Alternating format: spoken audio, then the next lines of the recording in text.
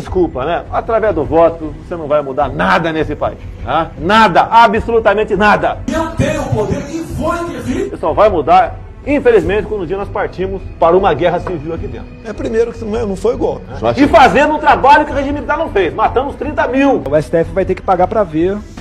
E aí, quando ele pagar pra ver, vai ser ele contra nós. Lógico que é filho meu, pretendo beneficiar o filho meu, sim, pretendo. Por isso, vou interferir. Ponto final, pô. Não vai ser uma gripezinha que vai me derrubar, não. Pelo meu histórico de atleta. Você vai pra casa, quando você estiver lá. E o presidente Jair Bolsonaro faz neste momento uma live convocada para apresentar o que ele chamou de bomba a respeito de supostas fraudes nas eleições. Ou a gente aceita tudo isso e abaixa a cabeça, ou então a gente vai ter guerra civil? Ora, então que tem a guerra civil, pô. Alexandre Moraes, tenha caráter. Pergunta pra tua mãe o comprovante que ela deu pro teu pai, tá certo? Imbrochável, imbrochável. Olha nós, general! O Brasil está em estado de crise. Se tiver que votar para absolver o Lula no processo, que vote. Eu fui contra, sim, a CPI da Lava Toga. O Supremo Tribunal Federal fez maioria para condenar o ex-presidente Jair Bolsonaro. Eu gostaria de convidá-lo para ser meu vice em 26. É isso aí. Eu declino novamente.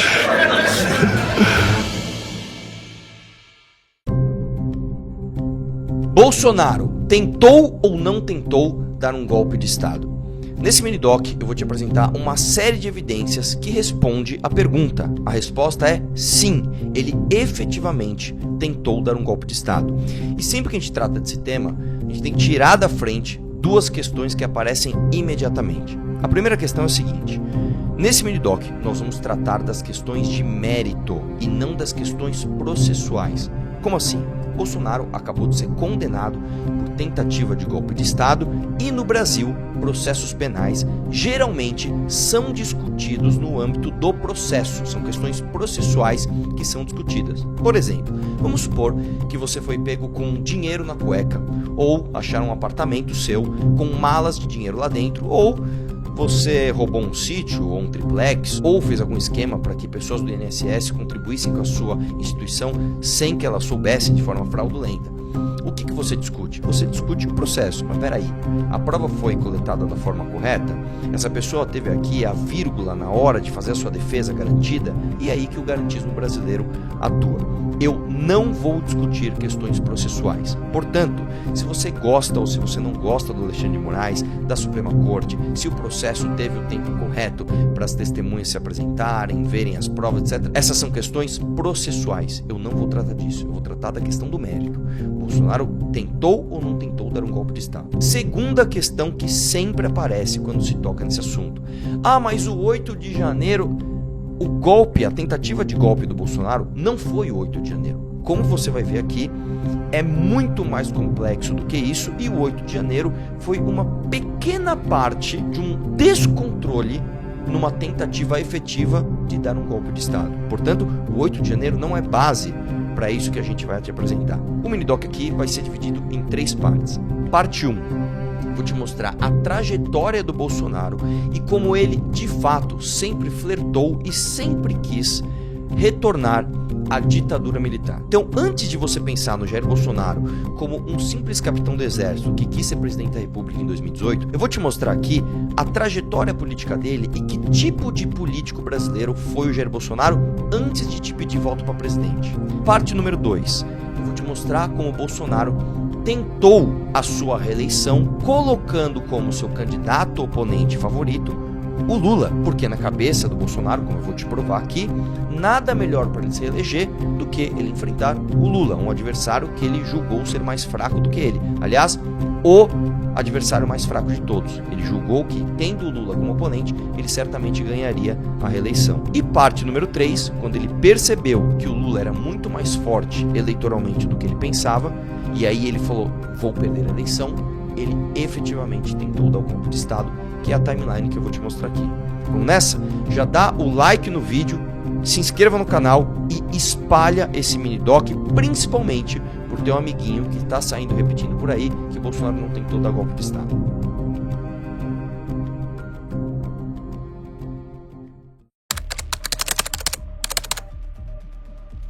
quem é o Jair Bolsonaro e como ele sempre gostou e admirou a ditadura. Isso nem é segredo, tá? Ele sempre deixou isso muito claro. Aliás, eu quando fui conhecer o gabinete dele em Brasília, chego lá, na sala dele tem a foto lá dos presidentes militares. Mas enfim, o Bolsonaro tinha 9 anos de idade quando aconteceu o golpe de 64 aqui no Brasil. E aí, em 1973, quando ele ia completar 18 anos, ele se inscreveu na Escola Preparatória de Cadetes do Exército, em Campinas, e no final desse mesmo ano, ele prestou concurso e foi aprovado na Academia Militar dos Agulhas Negras. Em 1986, o Bolsonaro já deu o ar do que seria a sua carreira, grande parte, né, da sua carreira política, que é de um corporativismo a favor dos militares. Em um artigo publicado na revista Veja, com o título "O salário está baixo", o então capitão Jair Bolsonaro cobrou abertamente o comando militar do país em relação aos soldos pagos aos soldados e oficiais de baixas patentes. Como capitão do Exército Brasileiro, da ativa, sou obrigado pela minha consciência a confessar que a tropa vive uma situação crítica no que se refere a vencimentos. E por causa da publicação, o Bolsonaro ficou 15 dias preso num quartel, ele sofreu essa punição. No ano seguinte, a mesma revista Veja publica uma reportagem revelando supostos planos de Jair Bolsonaro e de um colega militar dele, o Fábio Passos, de explodir bombas nas instalações militares com o objetivo de pressionar o comando por melhores salários. Quando contestado com isso, o Bolsonaro falou o seguinte, aspas dele aqui: "Só explosão de alguma vez poleta daqui", né? Em tom de brincadeira. Depois que saiu essa matéria, que inclusive na matéria tinha os desenhos ali, o esqueminha do Bolsonaro de onde ele ia colocar as bombas, não sei o que lá, claro que o Bolsonaro e o amigo dele, o Passos, negaram qualquer envolvimento disso. Inclusive tem aspas do então general do Exército, Leônidas Gonçalves, que era ministro na época, e ele deu entrevista para Veja falando isso daqui. Os dois oficiais envolvidos, eu vou repetir isso, negaram peremptoriamente, da maneira mais veemente, por escrito, do próprio punho, qualquer veracidade daquela informação. E ainda ele complementou: "Quando alguém desmente peremptoriamente e é um membro da minha instituição e assina embaixo, em quem é que eu vou acreditar?" A carreira militar do Bolsonaro durou 15 anos, acabando em 1988. Em 1993, o ex-ditador Ernesto Geisel deu uma entrevista para a FGV e, falando do Bolsonaro, que inclusive ele esteve na formatura da AMAN do Bolsonaro, ele disse isso daqui, aspas do ex-ditador: "Militares devem ficar fora da política partidária, mas não da política geral. Presentemente, o que há de militares no Congresso? Não contemos o Bolsonaro, porque o Bolsonaro é um caso completamente fora do normal, inclusive um mau militar." Segundo o próprio Geisel, né, que o Bolsonaro anos depois colocou uma foto dele na parede do seu gabinete, ele disse: "Não, o Bolsonaro nem conta ele como político, porque ele é um mau militar." Você tem que entender que nessa época o Bolsonaro não era o Jair Bolsonaro, candidato a presidente, etc. O Bolsonaro, ele era um deputado que se colocava como defensor das Forças Armadas no Congresso. E o próprio Geisel dizia: "Não, cara, ele é um mau militar, esse cara não me representa enquanto defensor da minha instituição." Início da carreira política. O Bolsonaro começou na política sendo vereador, né, no Rio de Janeiro, se notabilizando inclusive pela defesa corporativista das Forças Armadas, principalmente do Exército, e ele foi eleito a primeira vez em 1989. Inclusive, só um adendo aqui, ele chegou a distribuir santinho em área militar, o que era proibido por lei, mas enfim, isso aqui não é nada perto do que ele fez depois. 2 anos depois, sob a mesma plataforma eleitoral, defesa corporativista das Forças Armadas, ele virou deputado federal em Brasília e manteve o cargo dele por 7 mandatos. Foram mais de 28 anos como deputado, inclusive votou a esmagadora maioria das vezes, mais de 90% das vezes, com o PT. Em 1996, curiosamente, a sua esposa compra um imóvel em dinheiro. Em 1997, a esposa compra 14 imóveis, mais de 5 milhões de reais naquela época, também em dinheiro. Normal, uma coisa normal na vida de qualquer pessoa. Outro fato curioso aqui: em 1996, a primeira esposa dele, Rogéria Bolsonaro, se elegeu vereadora no Rio de Janeiro. Enquanto ela exercia o seu mandato, ela se separou do Jair Bolsonaro, e quando ela foi disputar a eleição no ano 2000, o que o Jair Bolsonaro fez? Colocou o seu próprio filho para disputar contra a sua mãe.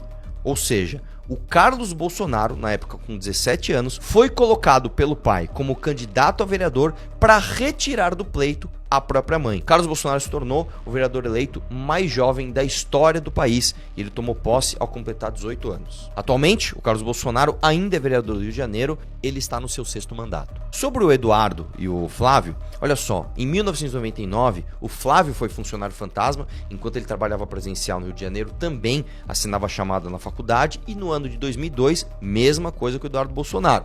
Foi contratado pelo Roberto Jefferson, na época com salário de R$ 9.800, e ele tinha também um serviço presencial em Brasília, enquanto ele assinava presença na faculdade no Rio de Janeiro. O flerte com a ditadura. O Bolsonaro nunca escondeu a sua admiração, pelo regime militar aqui do Brasil, e em 1999, enquanto ele já era deputado, o que ele fez? Ele deu uma entrevista no programa Câmara Aberta, no Band Rio, e ele pregou o fechamento do Congresso e o assassinato do presidente Fernando Henrique Cardoso. Desculpa, Através do voto, você não vai mudar nada nesse país. E fazendo um trabalho que o regime militar não fez. Matando os 30 mil. Começando com o FHC. Não deixar pra fora, não.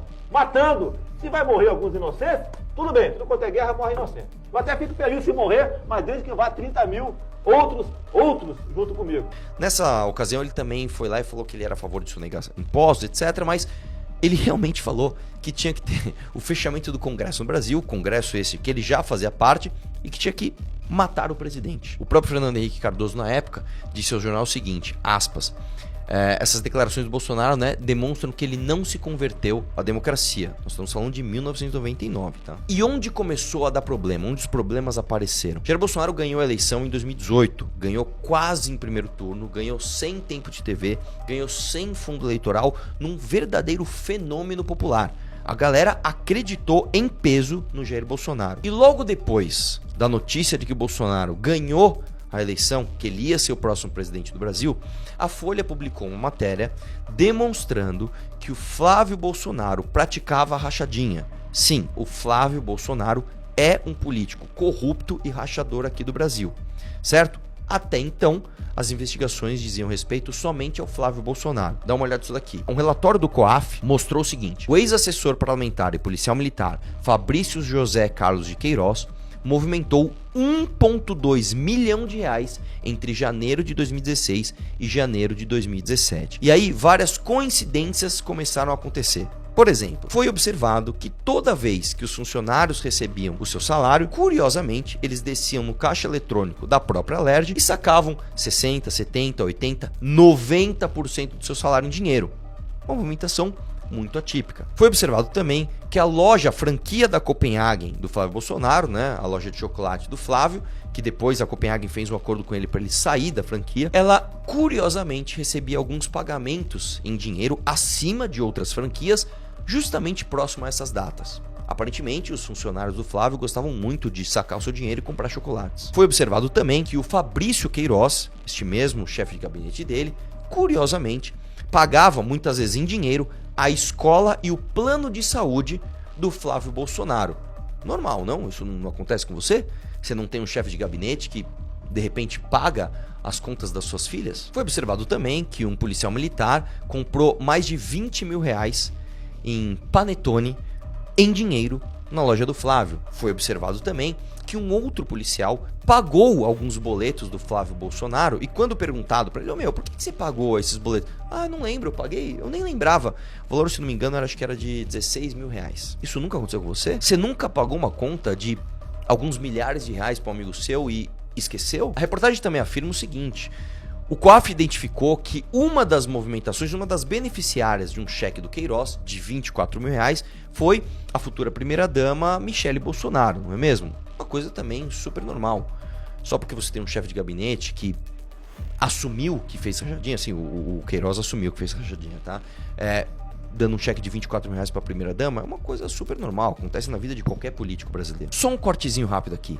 Em 2017, o Jair Bolsonaro e o Flávio Bolsonaro fizeram um vídeo, um do lado do outro ali, naquele estilo sou humilde, Peguei a câmera aqui, fiz um vídeo super espontâneo na minha casa, com relação ao pai e filho, e eles dizem o seguinte: quem é que precisa de foro privilegiado?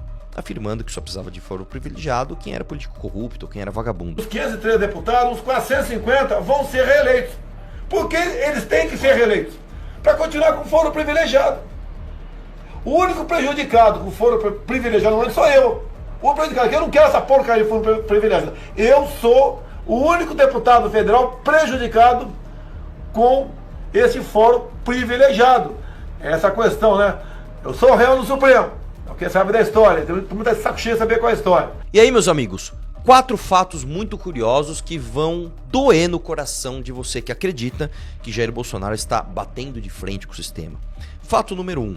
No dia 30/11 de 2021, o STF anula esses relatórios do COAF que mostravam essas movimentações suspeitas do chefe de gabinete do Flávio Bolsonaro. O que acontece? Logo em seguida, fato número 2, em 2024, o Jair Bolsonaro apoiou um senhor chamado Chico Mendes para prefeito de Diamantino, no Mato Grosso. Quem que é o Chico Mendes? Irmão do Gilmar Mendes. Fato número 3, em fevereiro de 2025, o mesmo Gilmar Mendes salva o Flávio Bolsonaro das investigações de rachadinha. Ele simplesmente trava essas investigações. E para completar, número 4, em 2025 também, vazam mensagens do Jair Bolsonaro dizendo ao seu filho Eduardo: livra o Gilmar Mendes das críticas, não ataca o nosso amigo Gilmar. Então, meu amigo, eu vou fechar essa primeira parte já te perguntando, de acordo com... Isso foi só o comecinho, cara. Neste comecinho, isso tudo que eu falei não é opinião, tá? Isso tudo aqui que eu falei é fato. Você ainda acredita que Jair Bolsonaro é simplesmente um político conservador, honesto, que tem muita vontade de bater de frente com algum tal de sistema? Você ainda pensa isso? Então tá bom, então vamos para a parte 2. Parte 2, a tentativa de reeleição. Jair Bolsonaro entendeu que o melhor oponente para ele seria o Lula, certo? Afinal de contas, que narrativa maravilhosa. Por que você vai falar dos erros do meu governo? Ou por que você vai ficar questionando se eu fiz bem ou se eu fiz mal? Se você tem o Lula, o ladrão do Lula do outro lado, e é muito simples. Ou você vai me apoiar, ou você está do lado desse Lula ladrão, do PT que roubou pra caramba. Não é uma narrativa mais simplificada? Não é uma coisa mais gostosa de você se apoiar para fazer campanha? Pois bem, o Bolsonaro fez de tudo para livrar o Lula da cadeia, livrar o Lula do seu impedimento de ser candidato e, no final das contas, acabou reelegendo o próprio Lula. Vou te mostrar isso daqui. Em 2018, parte da campanha do Bolsonaro era sobre luta contra a corrupção. Quem era o símbolo da luta contra a corrupção naquela época? Sérgio Moro. Então, o que o Bolsonaro fez? Uma jogada bastante inteligente. Ele trouxe o Sérgio Moro para sua campanha, indicando que levaria ele para o Ministério da Justiça. Isso era maravilhoso. Primeiro porque dava o ar para as pessoas de que ele de fato ia lutar contra a corrupção, trazia para si o apoio das pessoas que apoiavam a Operação Lava Jato e, de quebra, ainda acabava com a possibilidade de um concorrente. Afinal de contas, se o Moro fosse candidato em 2018, muito provavelmente ele seria um adversário muito grande para o Bolsonaro. Então, juntou o útil ao agradável.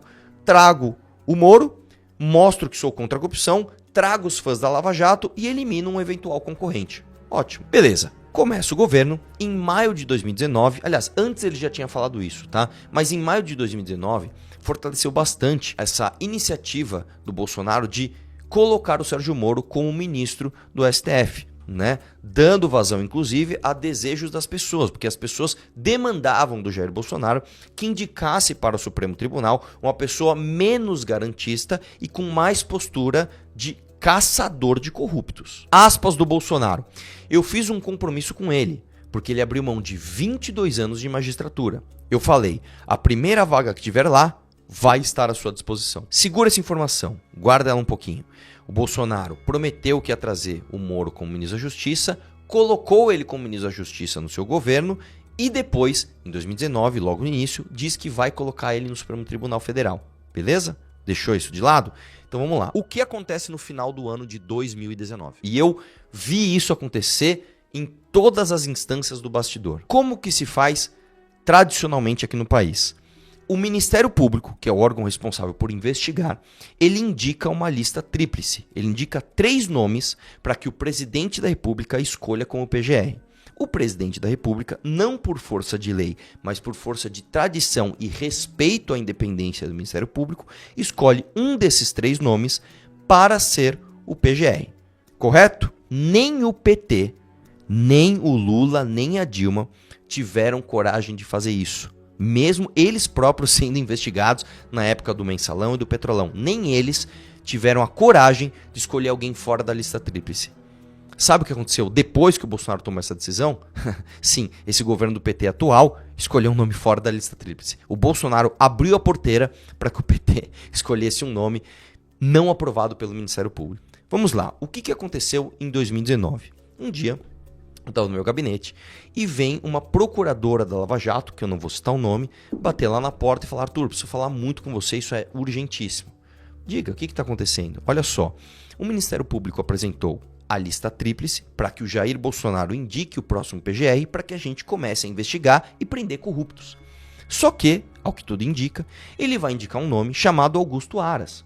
O Augusto Aras não está na lista tríplice e ele é um garantista, ou seja, é o oposto do que a gente quer. É o oposto de alguém que quer investigar e prender corrupto. É alguém que pensa muito em prerrogativas, em garantismo. É aquele tipo de pessoa que não investiga corruptos. Aspas dele: sou garantista, não podemos criminalizar a política. Eu falei, não é possível. Não é possível que isso vai acontecer. Né? Vamos dar um jeito nisso. Vamos conversar com o deputado mais próximo do Bolsonaro que eu conheço, que era o Gil Diniz.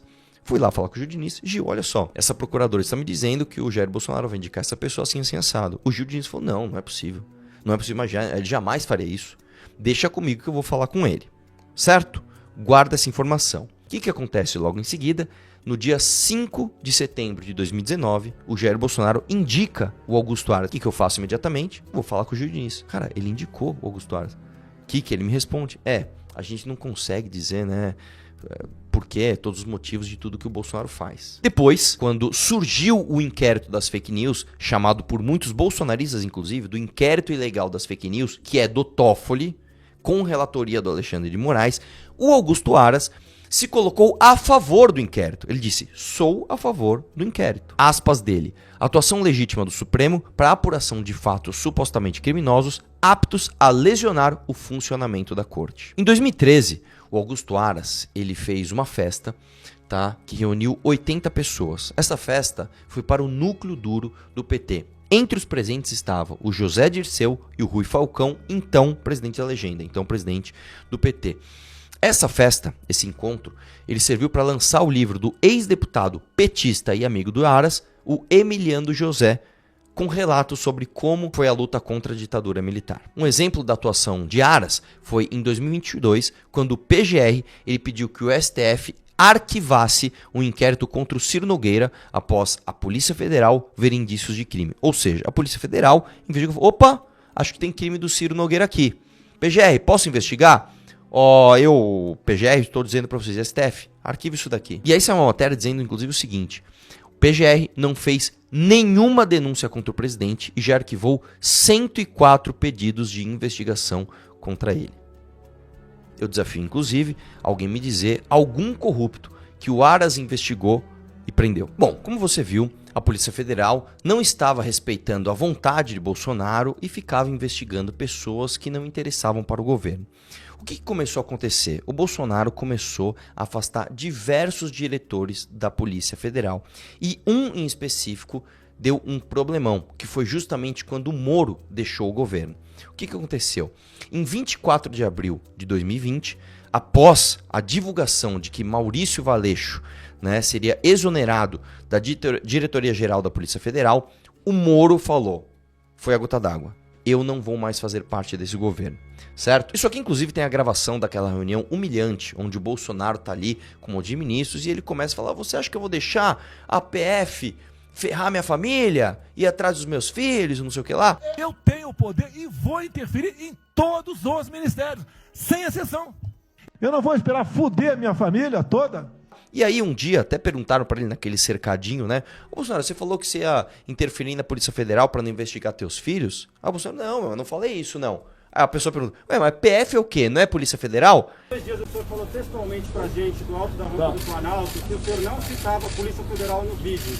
Por que a transcrição traz a Polícia Federal e o senhor... A palavra PF, 2 letras, PF. É Polícia Federal. Ô, cara... Em coletiva de imprensa, o Moro acusou o Bolsonaro, inclusive, de interferir no comando da Polícia Federal. Aspas do Moro, tá? O grande problema de realizar essa troca. Primeiro, havia uma violação a uma promessa que me foi feita inicialmente, que eu teria carta branca. Em segundo lugar, não havia uma causa para essa substituição. Estaria claro que estaria ali havendo uma interferência política na Polícia Federal. Ele ainda continua. Falei ao presidente que seria uma intervenção política e ele disse que seria mesmo. E é óbvio que isso foi só a gota d'água. E depois teve ainda uma coisa mais grave.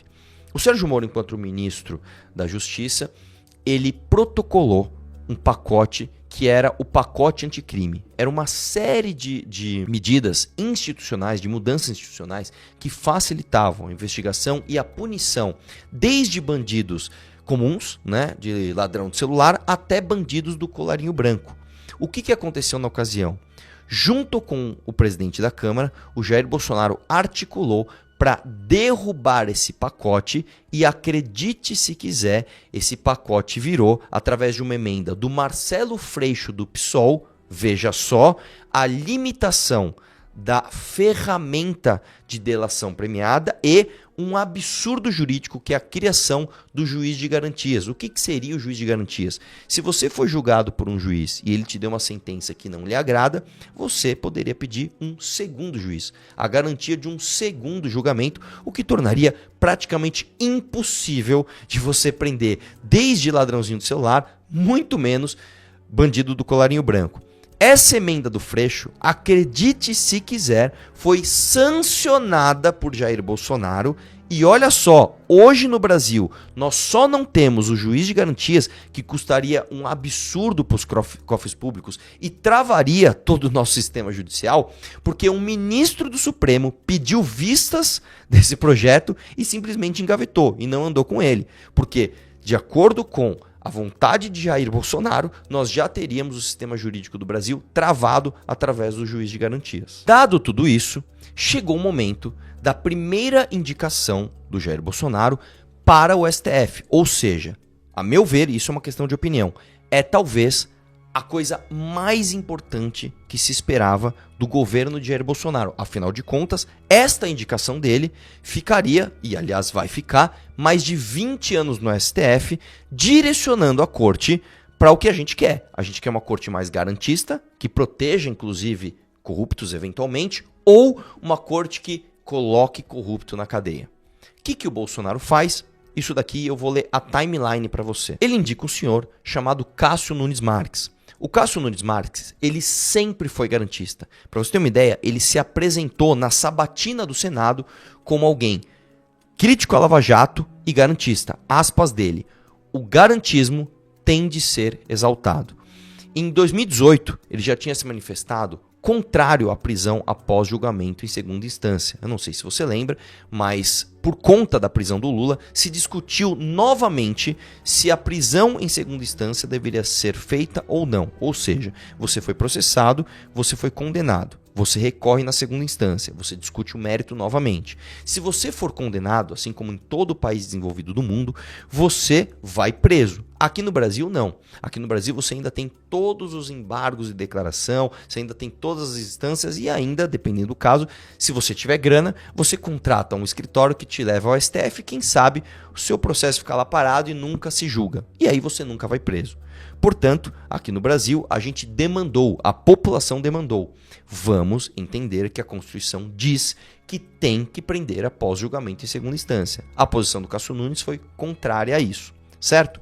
Olha só, no dia 1º de outubro de 2020, então, o Cássio Nunes é indicado ao STF. No dia 2 de outubro, inclusive, o próprio Jair Bolsonaro se encontra com Toffoli e busca aprovação com o presidente do Senado para que o Cássio Nunes seja aprovado ministro do Supremo. No dia 5 de outubro de 2020, o Cássio Nunes indica senadores para serem contra a PEC que permitiria a prisão após julgamento em segunda instância. Afinal de contas, se a gente tivesse aprovado a PEC, você deixaria de forma inequívoca na Constituição que é para prender. Não dependeria mais de interpretações diversas do Supremo. Estaria escrito ali: prende depois que julgar em segunda instância. O Cássio Nunes foi lá e foi contra. No dia 10 de dezembro de 2020, ele votou pela anulação do depoimento do Palocci no caso de propina da Odebrecht no Instituto Lula. No dia 24 de dezembro de 2020, o próprio Jair Bolsonaro, em dezembro de 2020, começou aquela polêmica. E aí, vai ter a votação no Supremo Tribunal Federal para o Lula ser ou não ser absolvido das suas acusações. Aliás, absolvido não, né? Descondenado. Será que a gente anula as provas, não anula? E aí, no dia 24 de dezembro de 2020, o próprio Jair Bolsonaro faz um vídeo dizendo: mas o pessoal vai, ele votou para absolver o Lula. E se tiver que votar para absolver o Lula no processo, que vote. Ou tudo, quando se acusa uma pessoa, tudo do que ela é acusada é para ser verdadeiro. Em fevereiro de 2021, o Cássio Nunes vota a favor do Lula para que ele tenha acesso às, aspas, provas da Vaza Jato. Para quem não lembra, a Vaza Jato são aquelas, aspas, provas de que o Deltan Dallagnol e o Sérgio Moro teriam cometido alguma irregularidade no processo através da invasão de um hacker no sistema do Telegram. Mensagens que ninguém consegue provar que são verdadeiras. Depois, em março de 2021, tem uma questão muito interessante aqui. Ele votou para considerar o Moro parcial, ou seja, ele votou para anular as condenações de Lula. Ele era e ele foi o voto de desempate da segunda turma com Gilmar Mendes e Lewandowski. O que acontece logo em seguida? Isso pega mal. O indicado do Bolsonaro vota para anular as provas contra o Lula e torná-lo elegível novamente. E aí acontece uma questão opinativa. Jogada. Em 22 de abril de 2021, ele volta atrás e não reconhece a incompetência do Moro.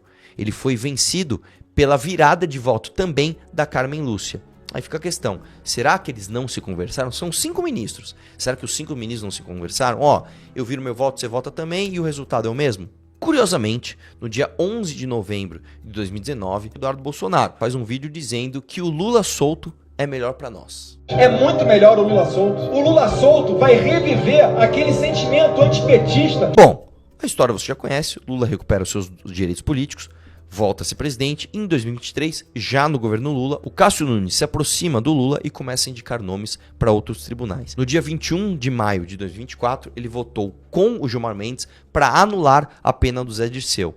Em setembro de 2024, votou com o Toffoli para anular as condenações de Marcelo Odebrecht. E em agosto de 2025, ele desempatou, ele foi o voto de Minerva mais uma vez, e anulou todas as condenações do Antônio Palocci. Eu quero lembrar que o senhor Cássio Nunes Marques vai ficar mais de 25 anos no STF. Na mesma direção de acabar com qualquer tipo de combate à corrupção no Brasil, olha o que o bolsonarismo fez. Em março de 2019, eu fui com o meu dinheiro, eu enquanto deputado, eu peguei o meu dinheiro privado, comprei uma passagem e fui para Brasília articular a CPI da Lava Toga com os senadores. Na época, eu me juntei com alguns senadores do Podemos, né, na ocasião, e a gente foi buscar essas assinaturas. A gente precisava de 27 assinaturas. Com 27 assinaturas, a gente abriria uma comissão parlamentar de inquérito para se investigar eventuais abusos dos ministros da Suprema Corte. E olha só, a parte boa é, se você conseguisse as 27 assinaturas, você não precisava do apoio do presidente da casa para abrir a CPI. Ou seja, seria inevitável. Você consegue as 27 assinaturas e você consegue instaurar a CPI. A gente conseguiu 26 assinaturas. Faltava uma assinatura para a gente conseguir a CPI da Lava Toga. O que acontece então? O senador Flávio Bolsonaro começa a ligar para os senadores que não assinaram, falando para não assinar, e começa a ligar para os senadores que assinaram, falando para retirar as assinaturas. E assim a gente acabou com a possibilidade de ter a CPI da Lava Toga. No dia 11 de setembro de 2019, no canal bolsonarista Terça Livre, o próprio senador Flávio Bolsonaro disse o seguinte: uma CPI com essa pauta, além de ser uma coisa questionável, você começar a entrar no mérito das decisões de cada ministro, é uma coisa que se discute, eu não tenho a menor dúvida que isso toca fogo no país. Eu fui contra, sim, é importante trazer isso a público também, a CPI da Lava Toga, porque qual presidente da República que quer uma CPI aberta durante seu mandato? Nenhum. A gente jogou pelo ralo a nossa única chance de ter tido uma CPI para investigar ministro do Supremo. Depois de todo esse histórico que eu te mostrei aqui, a desarticulação da CPI da Lava Toga, a indicação de um PGR garantista, a indicação de um ministro garantista que devolveu inclusive a elegibilidade do Lula, você tem mais uma que é a cereja do bolo. Para você que ainda acredita que Jair Bolsonaro está, de alguma forma, batendo de frente com o tal do sistema, eu vou te contar uma coisa. Sabe todas essas decisões que você considera maldosas do Alexandre de Moraes? Pode escolher uma aí. Retirada das redes do Monark, retirada das redes do Paulo Figueiredo, retirada das redes do Rodrigo Constantino, multa na rede X, a condenação da Débora do Batom, tudo isso que você pode pensar que seja decisão monocrática, ou seja, um ministro supremo vai lá dar uma decisão e passa por cima, muitas vezes, de todo um ordenamento jurídico do Brasil. Eu vou te contar uma coisa. O PL 10.042 de 2018, ou seja, um PL de 2018, foi apresentado na Câmara dos Deputados que ele acabava com a decisão monocrática de ministro supremo. Basicamente, ele dizia o seguinte: toda vez que um ministro der uma decisão monocrática, ela tem de ser submetida ao plenário do STF. Certo? Afinal de contas, um juiz não pode decidir por todo mundo. Este PL, no dia 25 de 11 de 2019, foi aprovado na Câmara. Algo histórico. E para completar, no dia 10 de março de 2021, ele foi aprovado no Senado. Pela primeira vez na história da redemocratização até agora, nós aprovamos na Câmara e no Senado um projeto de lei que institucionalmente diminuía o poder do STF. Isso foi histórico. O que acontece no dia 2 de abril de 2021, o Jair Bolsonaro veta essa lei integralmente. Ele simplesmente joga no lixo a aprovação de uma lei que acabava com esta ferramenta que hoje você reclama que o Alexandre de Moraes abusa dela. Curiosamente, o Jair Bolsonaro foi participar de uma entrevista num programa chamado Inteligência Limitada, do Vilela, e o que acontece? O apresentador pergunta para ele: por que o senhor vetou essa lei? Uma pergunta que, curiosamente, ninguém faz para ele. Nem imprensa, nem bolsonarista, nem oposição, ninguém faz essa pergunta para ele. Fez a pergunta. Sabe qual foi a resposta dele? Eu vetei isso aí, eu nem me lembro. Questão aqui também do veto da decisão monocrática. Você não acha que isso foi um efeito borboleta ao que está acontecendo hoje? Porque a decisão monocrática é esse artifício de um juiz decidir e parece que foi em Câmara dos Deputados, foi aprovado na Câmara em 2019, aprovado no Senado em 2021, 10/3, e aí você veta integralmente 2/4/2021. Não acaba ressoando hoje isso? Eu não tô lembrado desse. Pode ser que eu tenha vetado, pode ser. Isto posto, eu finalizo essa parte 2 deixando claro para você, com fatos, de que Jair Bolsonaro não é um guerreiro conservador que está batendo de frente com o sistema ou que quer moralizar o Brasil. Isso não existe. Está muito claro aqui que Jair Bolsonaro é um político corrupto, corporativista, do Centrão. Ele próprio já disse: eu sou do Centrão, pô. O Centrão é um nome pejorativo. Eu sou do Centrão. Eu fui do PP metade do meu tempo. Que sempre lutou não pelo país, não pelas pautas conservadoras ou de direita, mas sim pelos próprios privilégios. Jair Bolsonaro, por ser um político corrupto e por ter a sua família também envolvida em escândalos de corrupção, fez com que a gente jogasse fora qualquer tipo de avanço que a gente pudesse ter tido no Brasil no combate à corrupção, para que ele continuasse livre, para que ele continuasse no poder. E de quebra, para ele ter o candidato ideal, o oponente ideal, Lula, no pleito para ele tentar se eleger, ele ainda tornou o Lula o presidente do Brasil.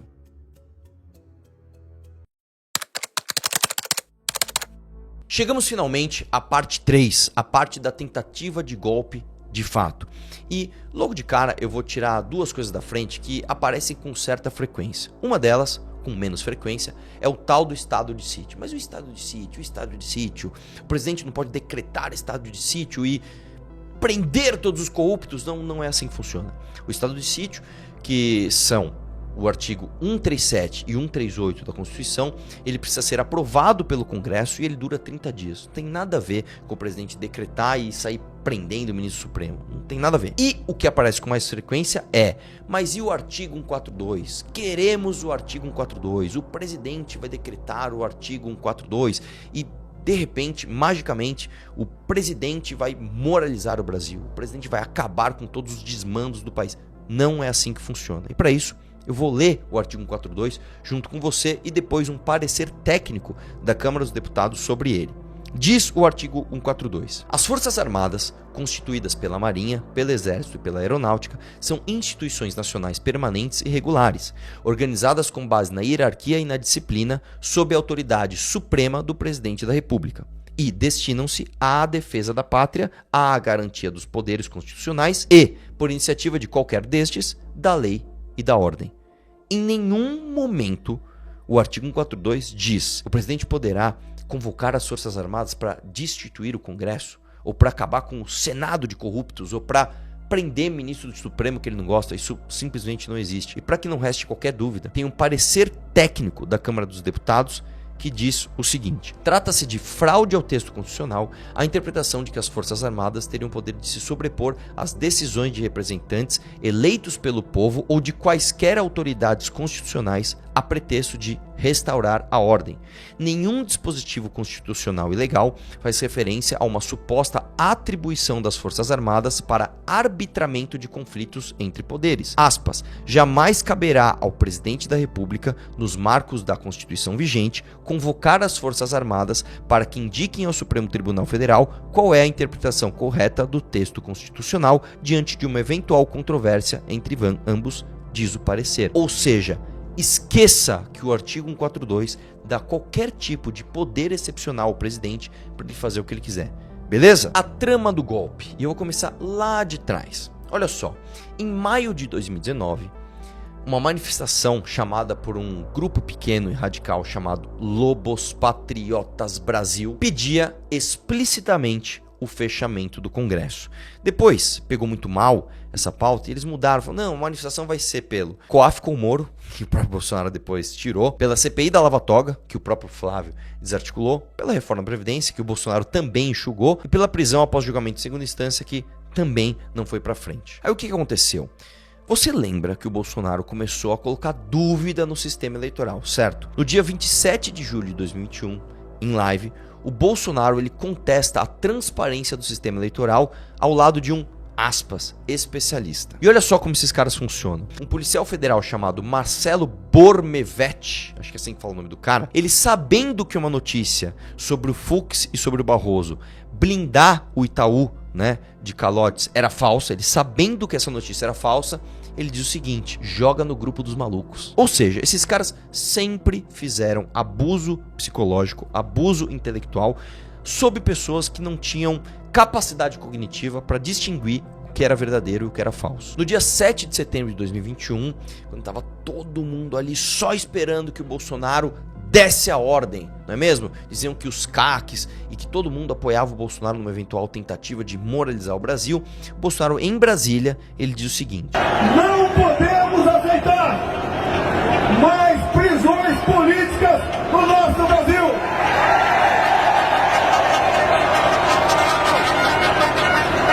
Ou o chefe desse poder enquadra o seu, ou esse poder pode sofrer aquilo que nós não queremos. Aí no mesmo dia, ele foi pra Paulista lotada e disse o seguinte: admitir que uma pessoa apenas, um homem apenas, turve a nossa democracia e ameace a nossa liberdade.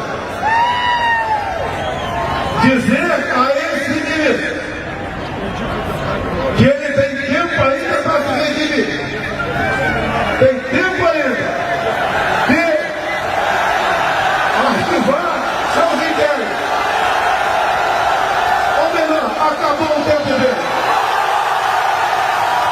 Sai, Alexandre de Moraes! Deixa de ser canalha!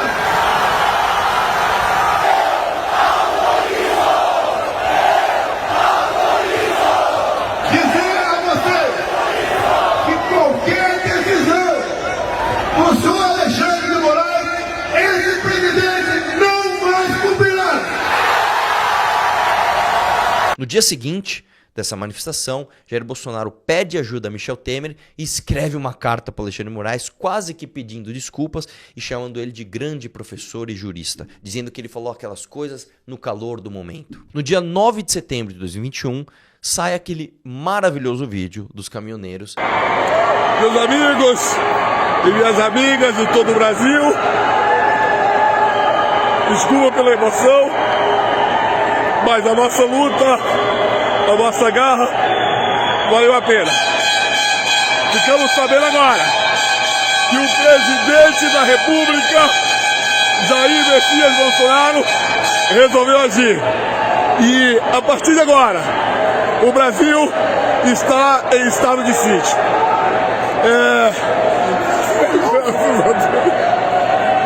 Desculpa. Boa noite, pessoal. Estamos aqui direto de Brasília com o meu amigo lá de Lages, veio junto na Sacravana, com o Evaldo, e conseguimos. Fizemos parte dessa. Conseguimos estado de sítio. Vamos tirar os vagabundos de lá, conseguimos tirar os 11. Nós fizemos nossa parte, viemos para Brasília, levantemos o cu da cadeira e viemos para Brasília fazer a nossa parte. Tá aqui, estamos na concentração, participemos da história do Brasil. Nós conseguimos, gente, conseguimos, e passo essa notícia para vocês. Você lembra o que o Bolsonaro fez para acabar com esse discurso, para acabar com esse espírito, para parar com esse ânimo de que, nossa, vai ter estado de sítio, que as coisas não... Nada. No dia 7 de junho de 2022, o Rodrigo Constantino tuita o seguinte: Bolsonaro tocando a real agora, botando pra quebrar. As Forças Armadas não vão fazer papel de palhaço e o presidente é o comandante em chefe das Forças Armadas. Chega de tanto abuso do Supremo. No dia 5 de julho de 2022, o Bolsonaro faz uma reunião ministerial para tentar mostrar para os seus ministros de que há uma estratégia para que ele perca a eleição através de fraude nas urnas. Tem vários direitos. Não vai ter segunda chamada de eleição, não vai ter revisão do VAR. Então, o que tiver que ser feito, tem que ser feito antes das eleições. Se tiver que dar soco na mesa antes das eleições, se tiver que virar a mesa antes das eleições, depois das eleições será muito difícil que tenhamos alguma nova perspectiva. No dia 18 de julho de 2022, o Bolsonaro realiza uma reunião com embaixadores para promover uma coisa que assim é de orgulho nacional, né? O mundo inteiro vem cá. Olha só, vou mostrar um conjunto de slides para você. Começa que o slide está escrito briefing. Em vez de briefing, está escrito briefing, e ele tem a genial ideia de fazer uma reunião com esses embaixadores para tentar provar ou insinuar que o nosso sistema eleitoral era injusto, não era confiável. E o que acontece logo depois? Esses embaixadores saem dessa reunião completamente contrariados e envergonhados. No dia 7 de setembro de 2022, o Felipe G. Martins e o então ministro da Defesa Paulo Sérgio Nogueira se encontram com Jair Bolsonaro e entregam para ele a minuta do golpe. Essa minuta do golpe, na ocasião, era aquela que dizia o seguinte: jogando dentro das 4 linhas, declara o estado de sítio. No dia 2 de outubro de 2022, tem o primeiro turno das eleições e todo mundo viu o que aconteceu. O Lula estava muito mais forte, o Bolsonaro estava muito mais fraco do que eles esperavam.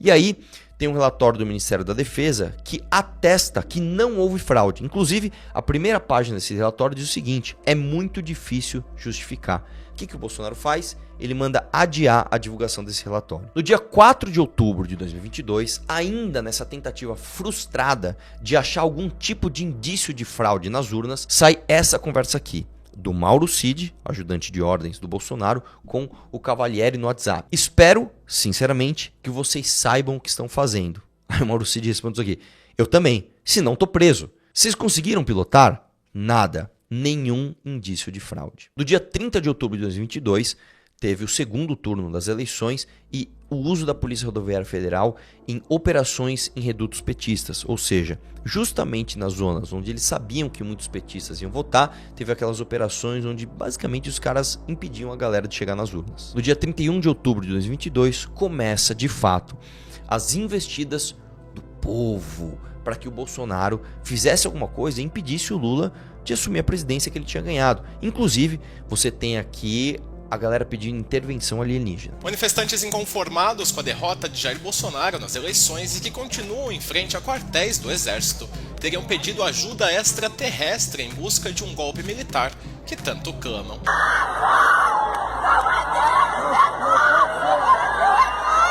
Prisão em flagrante do ministro Alexandre de Moraes.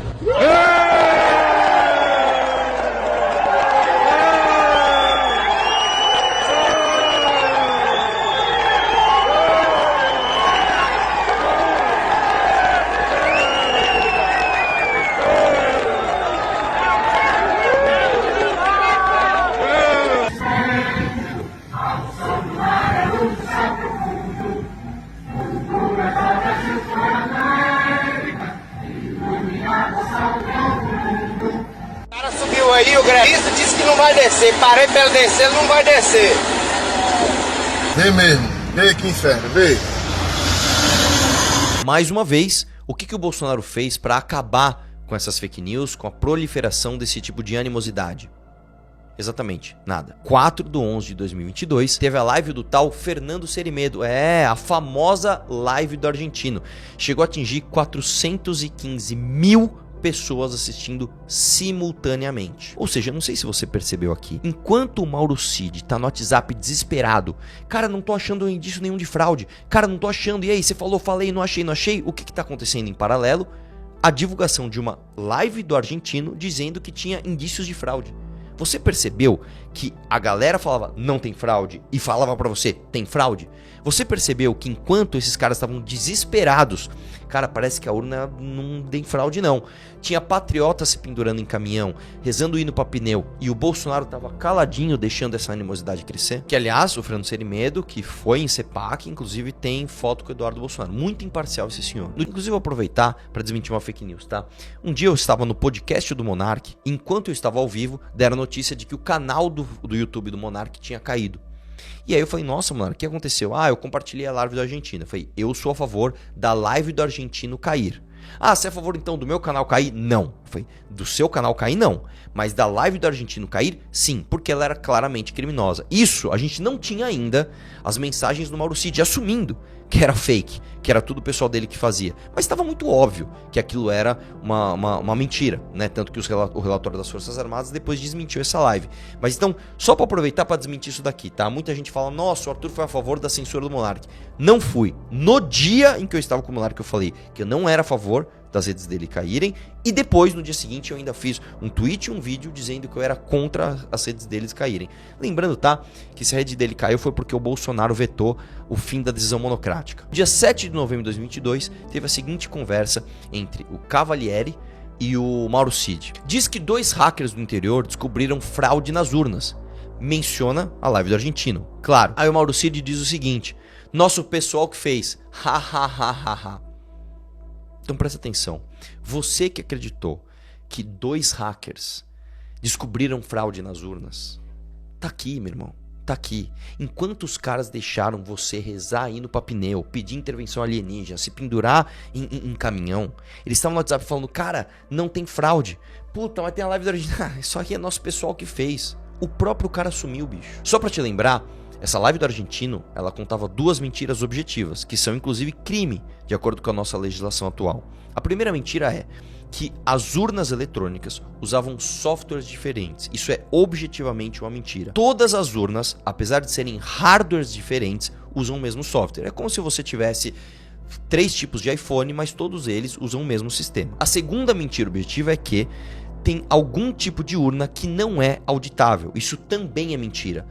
Todas as urnas são auditáveis. Inclusive, no dia 9 de novembro de 2022, sai o relatório das Forças Armadas, que inclusive o Bolsonaro e o bolsonarismo tentaram muito dizer, não, calma, que vai vir, apesar da urna ser fiscalizada por diversas instituições dependentes, faculdades, OAB, etc., uma série de instituições dependentes, o relatório que vai mostrar que a urna é fraudada é o relatório das Forças Armadas. Pela primeira vez na história, as Forças Armadas foram auditar as urnas. E o que aconteceu?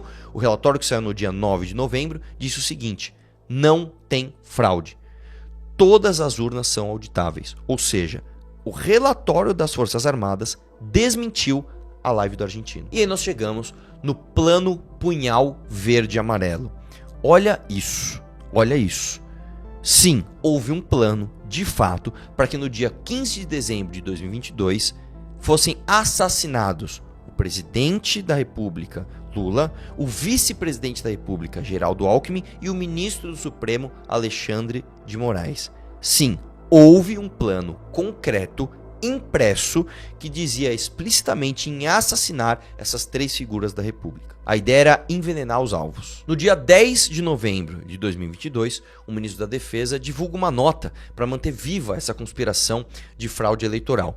O ministro da Defesa Paulo Sérgio publicou uma nota no site oficial da pasta, na qual ela mantinha viva essas suspeitas de fraude. Os investigadores, inclusive, concluíram que essa nota ela foi ambígua e ardilosa de propósito para manter vivo, mesmo ele sabendo que a live da Argentina era fake, mesmo ele sabendo que não tinha nenhum indício de fraude, mesmo o relatório das Forças Armadas dizendo a mesma coisa, mesmo você tendo nenhuma possibilidade do Bolsonaro assumir como presidente, esses caras continuaram fazendo isso para manter você achando que algum tipo de golpe ia acontecer no Brasil. Dia 11 de novembro de 2022, o que acontece? As Forças Armadas emitem uma nota dizendo que não tem fraude nas urnas, dizendo que o relatório deles é muito claro. O que o Bolsonaro tenta fazer? Isso é muito importante. O Bolsonaro tenta mudar o teor da nota, dizendo que as Forças Armadas, fazendo com que as Forças Armadas fizessem um relatório a favor da liberdade de expressão. Mais uma vez, uma tentativa de deixar uma mensagem ambígua para as pessoas e para os seus apoiadores, no sentido de, as Forças Armadas, na verdade, eles estão dizendo aqui que eles são a favor da liberdade de expressão. Isso significa que você tem que ficar na rua para que a gente faça alguma coisa, etc, etc. No dia 12 de novembro de 2022, teve uma reunião na casa do general Walter Braga Neto. Segundo a delação do Mauro Cid, a intenção era discutir ações para gerar o caos social. Eu vou ler essa parte aqui, tá? A pauta a ser discutida: promover uma ação de forte impacto social para justificar a assinatura de um decreto golpista por Bolsonaro. No dia 15 de 11 de 2022, você tem aqui uma clara negociação de valores para trazer as pessoas para as manifestações bolsonaristas. Forte! Se Deus quiser. Um prazer, general. General. O presidente também não vou falar com a imprensa, não. Tá preocupado com ele. E aí? Fake! Estão inventando história.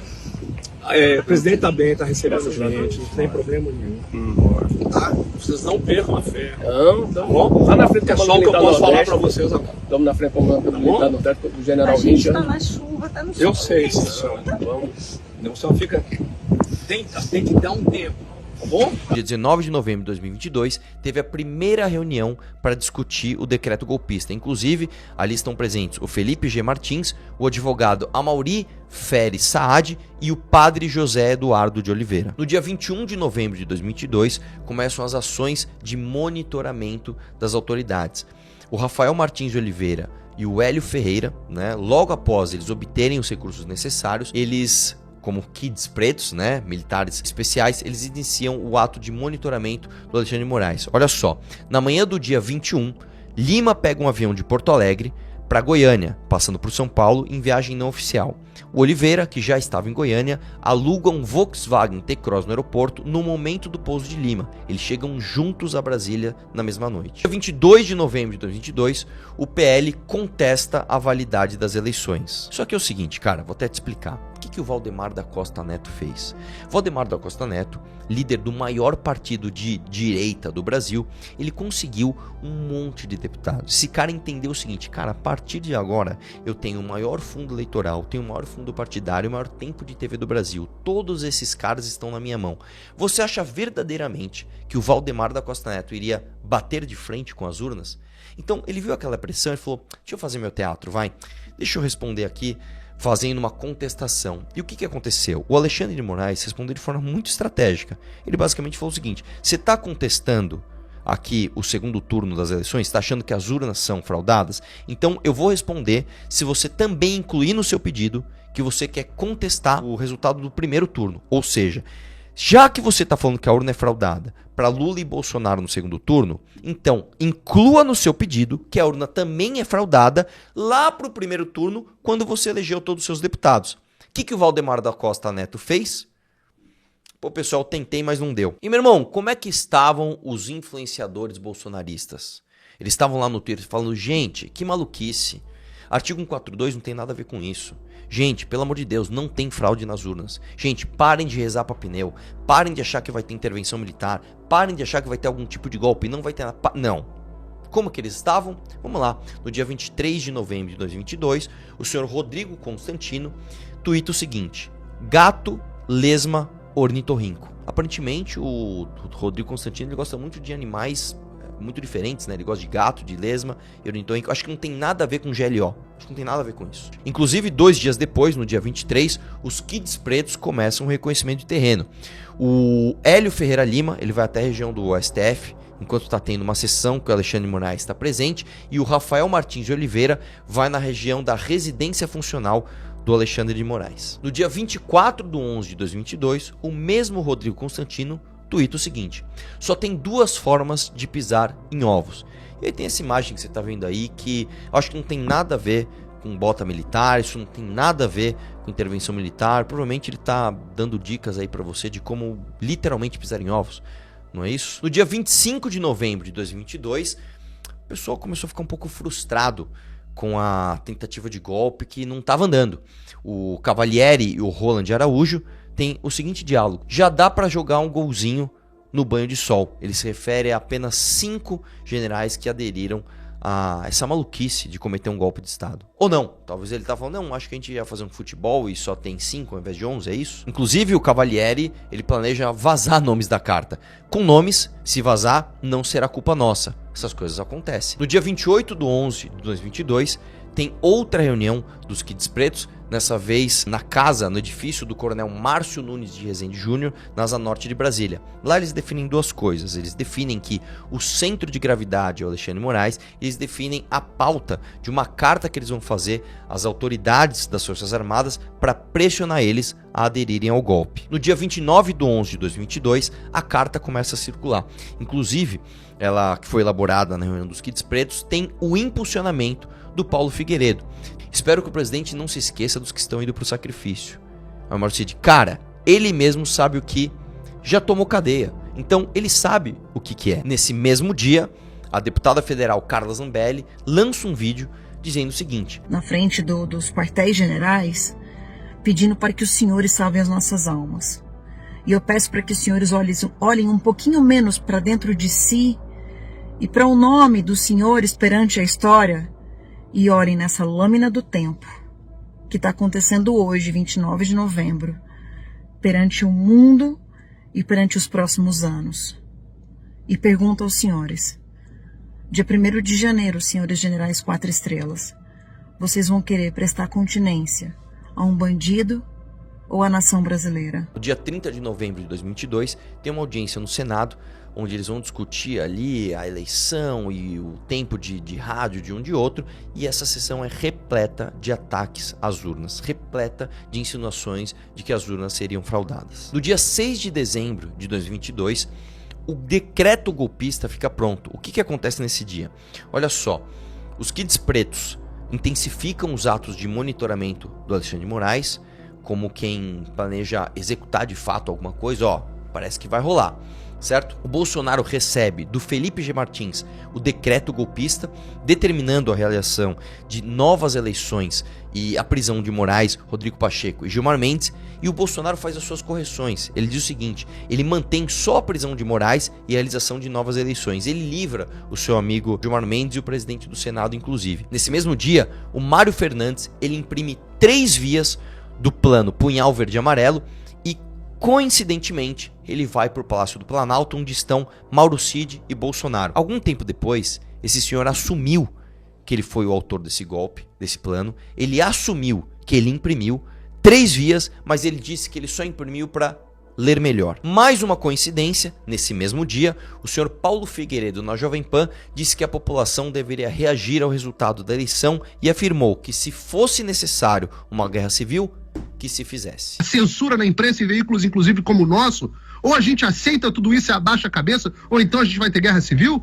Ora, então que tem a guerra civil, pô. No dia 7 de dezembro de 2022, o Bolsonaro apresenta o decreto golpista. Dá uma olhada nisso daqui. Eles se reúnem com as Forças Armadas, com os comandantes das Forças Armadas, e lá tem o Freire Gomes, o Almir Garnier, o Batista Júnior, e também estavam o ministro da Defesa Paulo Sérgio e o Felipe G. Martins. Nessa ocasião, o Freire Gomes diz então ao presidente o seguinte: o Exército não participará na implementação desses institutos jurídicos visando reverter o processo eleitoral. Depois disso, o Bolsonaro faz ajustes no texto, para tentar que os outros comandantes adiram a isso. Nesse mesmo dia, o Rafael Martins de Oliveira compra um dos aparelhos celulares que seriam usados na Operação Copa 2022. É a operação dos kits pretos de monitoramento ali do Alexandre de Moraes. Inclusive tem várias conversas entre o Mauro Cid e o Marcelo Câmara sobre onde está a professora, né? O codinome de Alexandre de Moraes. Como é que estava o clima?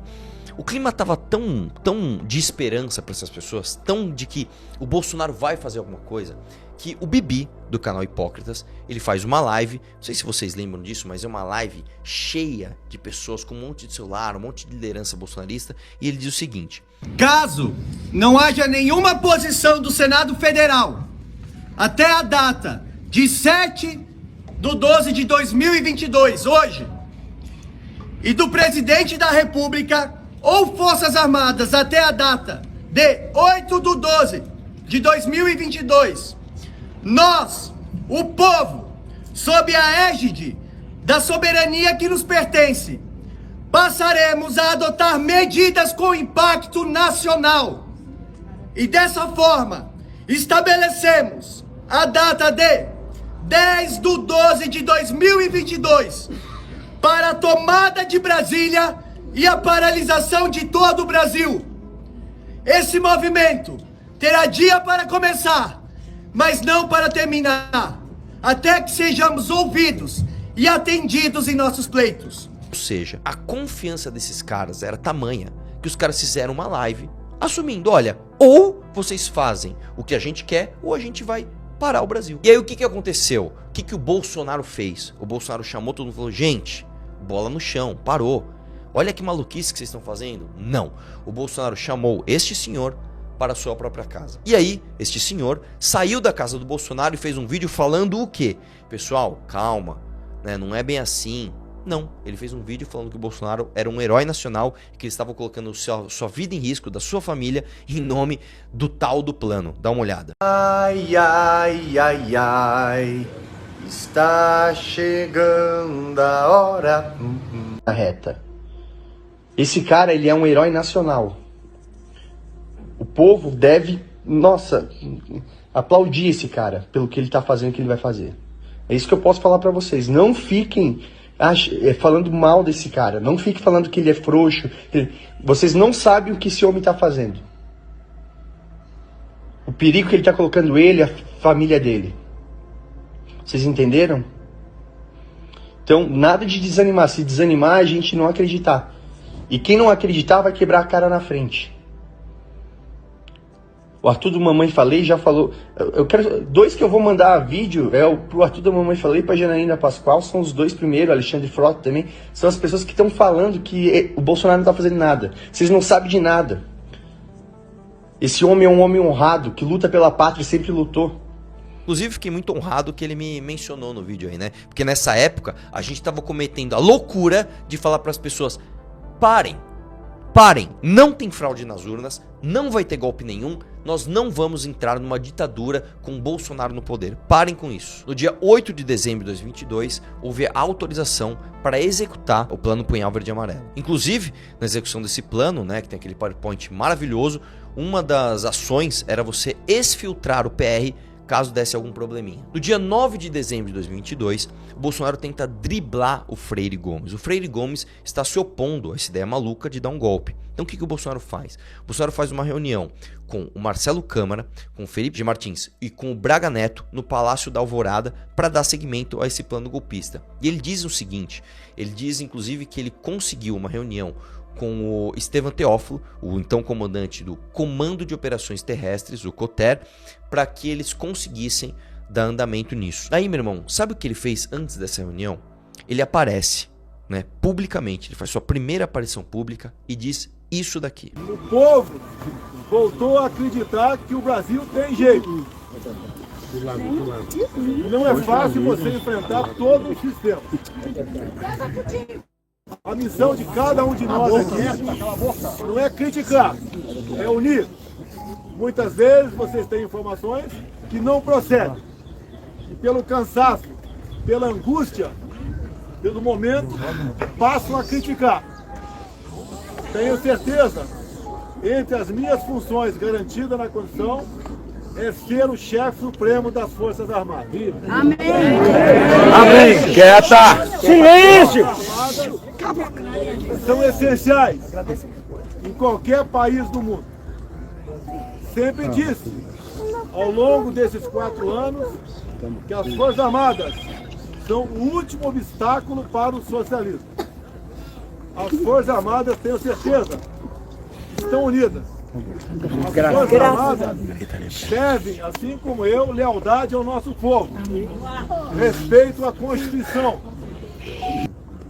E hoje estamos vivendo um momento crucial, uma encruzilhada, um destino que o povo tem que tomar. Quem decide o meu futuro, para onde eu vou, são vocês.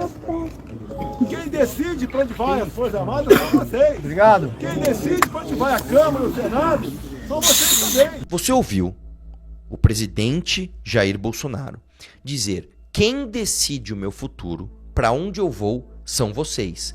Quem decide para onde vai as Forças Armadas são vocês. Isso lhe parece alguém que está pondo panos quentes e acabando dissuadindo as pessoas de pedir intervenção militar, ou lhe parece jogar mais gasolina no fogo? No mesmo dia 9 de dezembro, tem um áudio do Marucídio no WhatsApp, né, dizendo que o Bolsonaro estava sentindo muita pressão do agro e não sei o que lá, e tem essas aspas aqui. E hoje, o que ele fez hoje de manhã? Ele enxugou o decreto, né? Aqueles considerandos que o senhor viu e enxugou o decreto. Fez um decreto muito mais resumido, né? Porque se não for, se a força não incendiar, é o status que mantém aí. Depois ele diz o seguinte: o presidente vem sendo pressionado a tomar uma medida mais radical, né? Ele entende as consequências do que pode acontecer. Hoje ele mexeu naquele decreto, né? Ele reduziu bastante, fez algo mais direto, objetivo e curto. Ou seja, ele faz reunião para tentar contornar a posição de um general que não quer dar golpe. Ele enxuga o decreto e o Marucídio mostra isso em áudio e ele faz um pronunciamento inflamando as pessoas para levar as Forças Armadas para onde elas quiserem. No dia 12 de dezembro de 2022, ocorre a diplomação do Lula. E o que acontece então? Os bolsonaristas incendeiam Brasília.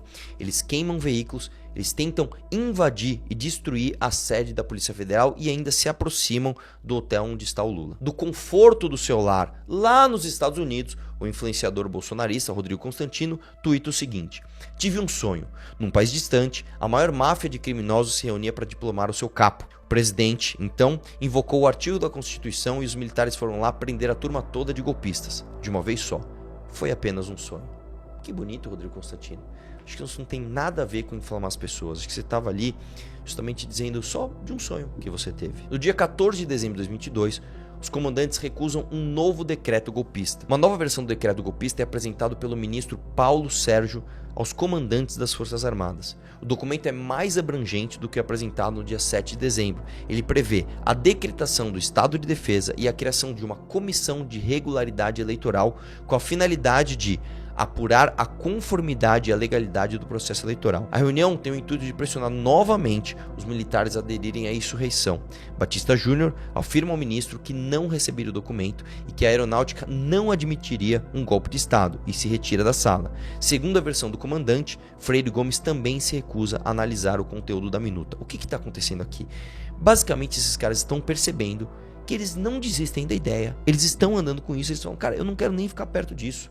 Isso aqui vai explodir, isso aqui vai feder e eu não vou ficar perto disso. O Braga Neto, no WhatsApp, diz que a culpa do que está acontecendo é do Freire Gomes. Omissão e indecisão não cabem ao combatente. Então vamos continuar a pressão e, se isso confirmar, vamos oferecer a cabeça dele aos leões. No dia 15 de dezembro de 2022, a data que era prevista para o assassinato de Alexandre de Moraes, o Braga Neto ele manda uma mensagem ao Ailton Gonçalves Moraes Barros, orientando ele a atacar o Batista Júnior e a elogiar o Garnier. Nisso, os Kids Pretos estão se comunicando. Tô perto da posição, vai cancelar o jogo? E aí, às 20h59, ele é respondido pelo Teixeira Lafayette 230.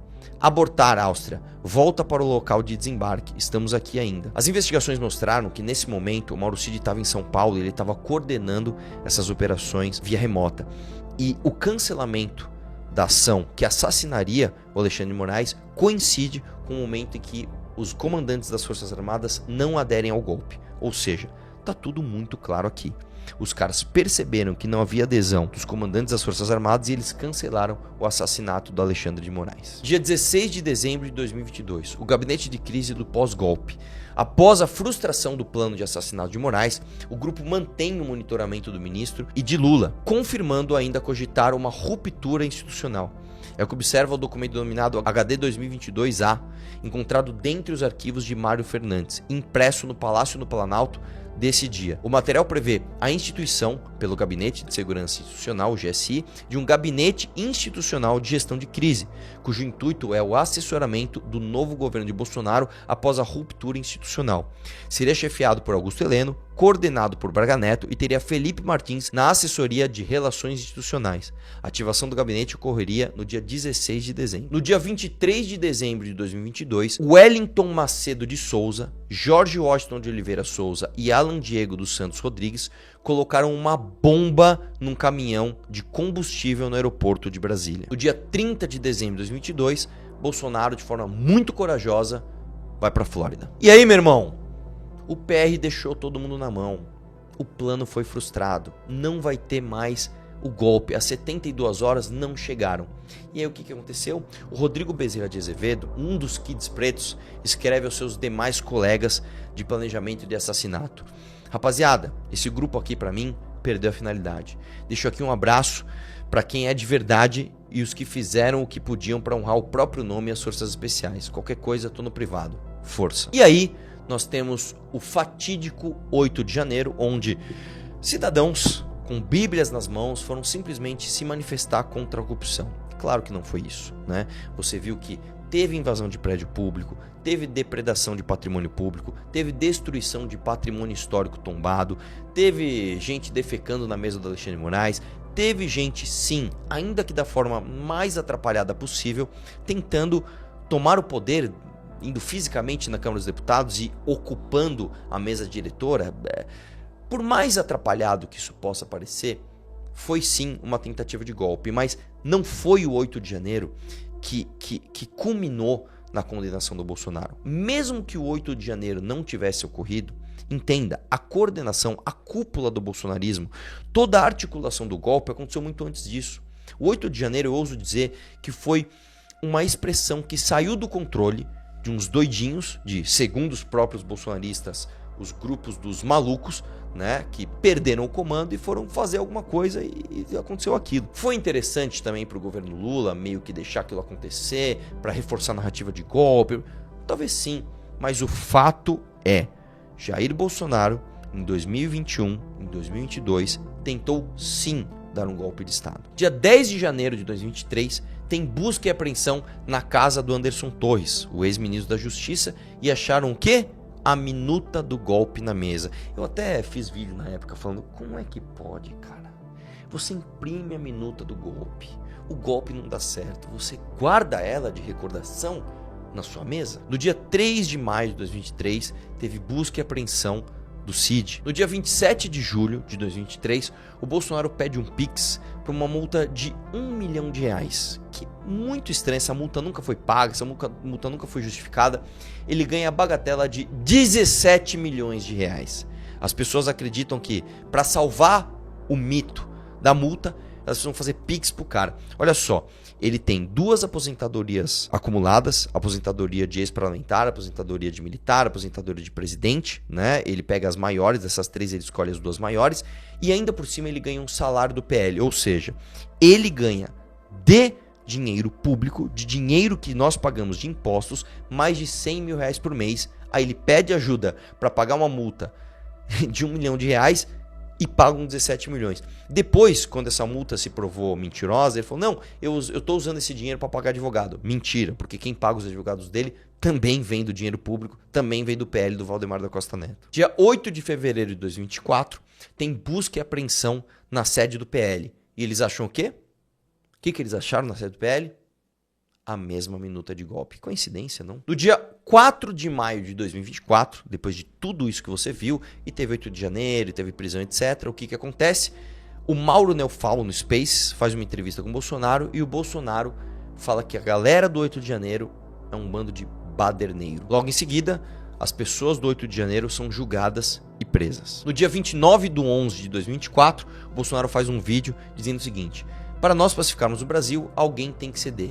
E quem tem que ceder é o senhor Alexandre de Moraes. Ele já começa a pedir anistia de um crime que supostamente ele nem teria cometido, é isso mesmo? No dia 5 de agosto, a oposição bolsonarista se coloca esparadrapos na boca, ocupam a Câmara dos Deputados e dizem que nada mais vai ser feito, ninguém mais vai trabalhar até que se paute a anistia. 2 dias depois, no dia 7 de agosto de 2025, o líder da oposição bolsonarista desocupa a mesa e pede desculpas ao presidente da Câmara. Quero agradecer a Vossa Excelência, que inclusive comigo foi muito paciente. E eu não gosto de fazer coisas, apesar que eu não fiz isso em público, não te expus publicamente, mas ontem, com acirrados ânimos, eu, com Vossa Excelência, não fui correto e te peço perdão da tribuna da Câmara. No início de setembro de 2025, Bolsonaro, no seu depoimento, faz uma brincadeira saudável aí e pede para Alexandre de Moraes se ele não quer ser vice dele. Posso fazer uma brincadeira? O senhor que sabe. Eu perguntaria aos seus advogados antes. Eu gostaria de convidá-lo para ser meu vice em 26. É isso aí. Eu declino novamente.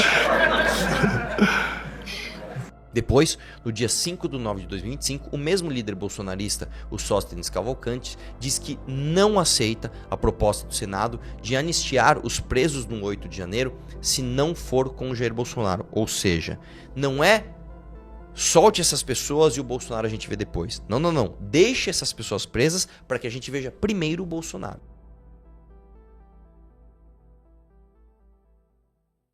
Bom, chegamos ao fim desse mini-doc. Eu espero que com essa série de fatos que eu trouxe aqui, você entenda de uma vez por todas que sim, o Bolsonaro tentou dar um golpe de Estado, mas mais do que isso, o Bolsonaro nunca pensou em você. O Bolsonaro nunca foi um homem de direita, honesto, lutando contra um sistema injusto. Isso não é verdade. Quem sabe, se você mostrar isso para os seus amigos bolsonaristas, eles pelo menos comecem a acordar dessa alucinação coletiva de achar que acreditar em Bolsonaro e em bolsonaristas é uma coisa que vai levar a gente a um país mais justo e mais próspero.